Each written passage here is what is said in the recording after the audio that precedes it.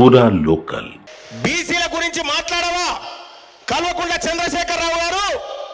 ఈ బీసీలు ఓట్లేస్తేనే కదా 10 సంవత్సరాల పాటు గద్దె మీద కూర్చున్నావు. ఇలా బీసీల రిజర్వేషన్ అంశం చర్చకు వస్తే నీకు నోరు కదులుతలేదు. ఇక రామచంద్రరావు అయితే కుండబద్దలు పెట్టినట్టు మేము ఇయ్యనయ్యమని చెప్పేసిండు. ఇక కాంగ్రెస్ వాళ్ళది వస్తున్నా పోతున్నా ఓ రామశిల్క ఇక తెస్తున్నా చూడరు అని చెప్తానే ఉంటారు. ఇప్పుడు మీ నాటకాలన్నీ చూస్తూనే ఉన్నాం. మీరెన్నడి కూడా మా వాళ్ళు కాదు. మీ పార్టీలు ఎప్పటికి కూడా మా కిరాయిన్లే, మాకు కిరాయిన్లే.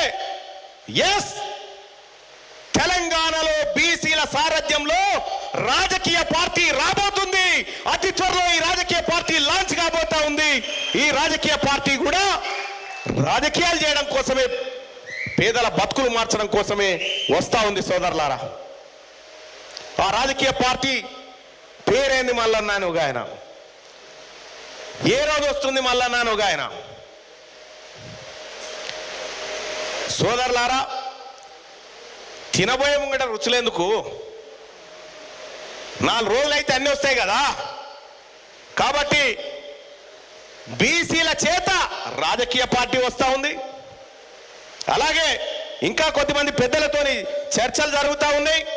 ఏమేం చేయాలి, ఎట్లా చేయాలి, లోకల్ బాడీ ఎన్నికలు ఎట్లా ఎదుర్కోవాలనేటువంటి విషయంలో కూడా అందరితో చర్చలు జరుగుతూ ఉన్నాయి. ఈ చర్చల్లో భాగంగా పలు రాజకీయ నిర్ణయాలు జరుగుతాయి. కాబట్టి సోదరులారా, రాజకీయాలు చేద్దామా వద్దా? వట్టిగా ధర్నాలు చేసి పోయి ఆ ఇందిరా పార్క్ కాడికి పోగానే ఆ పోలీసు వాళ్ళు అడ్డుకొని ఇట్లా దెబ్బలు దాకంగానే మనమే పోలీసు వానికి పెట్టి కొట్రా అని కొట్టిపించుకొని వచ్చి ఇంట్లో పండుకొని కాపుతా ఉంటే ఆయమనుకుంటా పంటం. ఇవి వద్దా? ఇవి పోరాటాలు కాదు. మనకు రాజకీయ కుర్చీ దక్కాలి. అబ్ కీ బార్ బీసీ సర్కార్, అబ్ కీ బార్